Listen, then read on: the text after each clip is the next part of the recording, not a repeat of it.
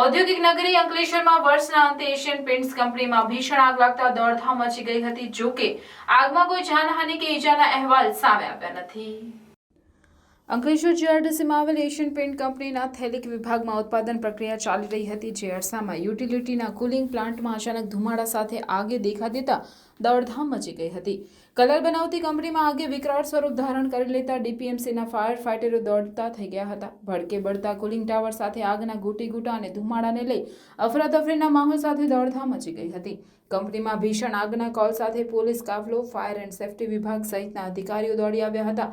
3 કલાક સુધી 8 જેટલા ફાયર ફાઇટરોના પાણીનો મારા બાદ આગ કાબૂમાં લેવામાં આવી હતી.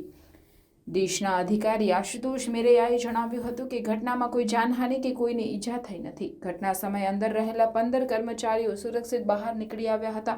આગ સંપૂર્ણ કાબૂમાં આવ્યા બાદ તપાસ શરૂ કરી તેના ચોક્કસ કારણો જાણી શકાશે.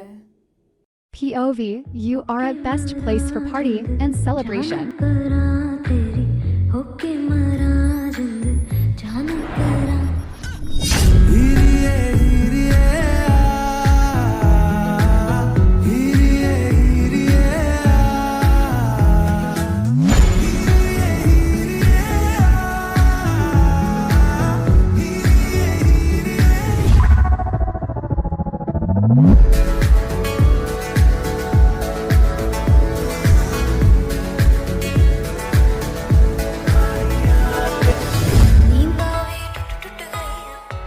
તો તમારી બર્થડે પાર્ટી હોય, ટીટી પાર્ટી હોય કે એની કાઇન્ડ ઓફ ઇવેન્ટ હોય, I am here to serve you.